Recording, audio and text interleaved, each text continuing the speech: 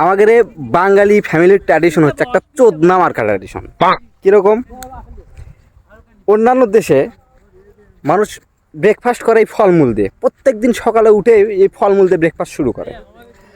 আর আমাদের দেশের ফ্যামিলির একটা ট্র্যাডিশন হচ্ছে অসুখ বিসুখ না হওয়া পর্যন্ত কেউ কোনো দিন এই ফলমূল খেতে দিবি না।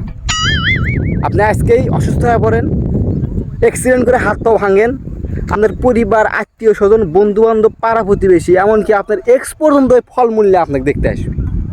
তার আগে কেউ কোনো দিন ফলমূল খেতে দিবি না। এরপর আছে যে গরুর গোস্ত, এক কুরবানির ঈদ আর বাড়ির মেহমান না আসা পর্যন্ত কেউ কোনো দিন গরুর গোস্ত রান্না করবি না। তাও আবার যেমন তেমন মেহমান না, ধরেন যে গরিব মেহমান, গরিবদের মেহমান বলে না, বলে আত্মীয় কুটুম। এই গরিব আত্মীয়, দুঃসম্পর্কের আত্মীয় আসলে ধর্মুরগি করতে বল, মানে ব্রয়লার। আর দামি আত্মীয় আসলে যেমন ধরেন যে জামাই জি আছে, তখন হচ্ছে এই গরুর গোস্ত, পোলাও, কর্মা। তার আগে কোনো দিন না। আবার দই মিষ্টি, জীবনে কোনো দিন দই মিষ্টি কিনবি না।